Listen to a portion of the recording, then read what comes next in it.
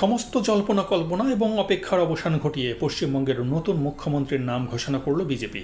রাজ্যের প্রথম বিজেপি সরকারের প্রথম মুখ্যমন্ত্রী হচ্ছেন শুভেন্দু অধিকারী। কলকাতায় আজ শুক্রবার বিকেলে বিজেপির নির্বাচিত বিধায়কদের বৈঠকে শুভেন্দু অধিকারীকে মুখ্যমন্ত্রী হিসেবে ঘোষণা করেন অমিত শাহ। এর আগে বেশ কয়েকজনের নাম সম্ভাব্যদের তালিকায় থাকলেও সেখানে যার নাম ঘিরে সবচেয়ে বেশি জল্পনা কল্পনা ছিল তিনি হলেন শুভেন্দু অধিকারী।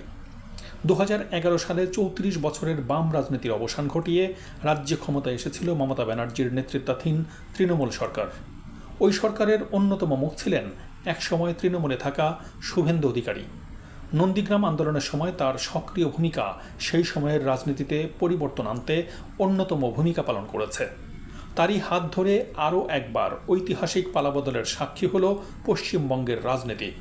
শুভেন্দু অধিকারী প্রথমবার 2021 সালে তার নিজের মাঠ নন্দীগ্রাম থেকে এবং দ্বিতীয়বার 2026 সালে মমতা ব্যানার্জির ঘরের মাঠ ভবানীপুর থেকে মমতা ব্যানার্জিকে পরাস্ত করেন।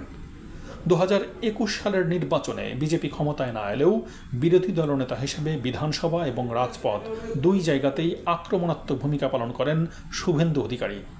তৃণমূল সরকারের বিরুদ্ধে দুর্নীতি, আইন শৃঙ্খলা, শিক্ষক নিয়োগ কেলেঙ্কারি থেকে শুরু করে প্রশাসনিক ইস্যুসহ বিভিন্ন বিষয় নিয়ে ধারাবাহিকভাবে বিরোধীদের আন্দোলনের নেতৃত্ব দিয়েছিলেন তিনি।